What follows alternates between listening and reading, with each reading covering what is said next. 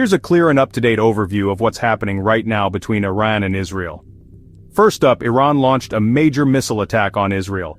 The strikes didn't just target military sites, they hit places like Soroka Medical Center in Beersheba, injuring about 240 Israelis and causing serious damage to hospital infrastructure. Other locations bombarded included Bat Yam, Rehovot, a laboratory there was hit, plus a mall in Kiryat Ekron, and areas close to Tel Aviv.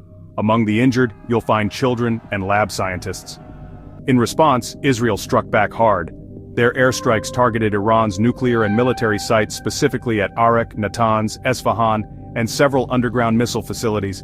Reports say more than 657 Iranians were killed, including military officials and nuclear scientists.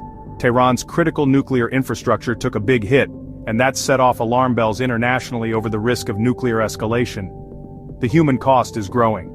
Israel counts around 240 injured from the Iranian missile barrage, and over 70 Palestinians in Gaza have been killed as the situation spreads.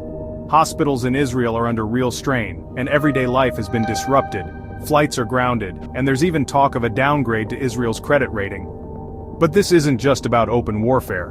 Behind the scenes, Israeli intelligence, specifically Mossad, carried out covert drone strikes inside Iran before the main airstrikes began. These missions targeted missile launchers to try and blunt Iran's ability to retaliate. It's a new kind of conflict, hybrid warfare, part out in the open, part in the shadows. On the diplomatic front, European foreign ministers are pushing for Iran to return to nuclear talks in Geneva, on the condition there's a ceasefire. Iran, though, is holding its ground. They refuse to talk with the US or Israel unless the focus is on stopping Israeli military actions. The diplomatic window is open, but it's narrow and fragile.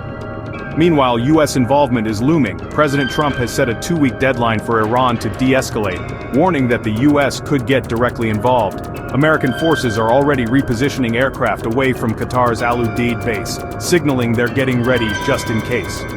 So, what's next? Israel is reinforcing nationwide readiness, bracing for more missile attacks from Iran or its allies. Civilians are anxious, hospitals are overwhelmed, flights are halted, and the economy is on edge. Bottom line, the situation is extremely tense and could escalate quickly if talks break down.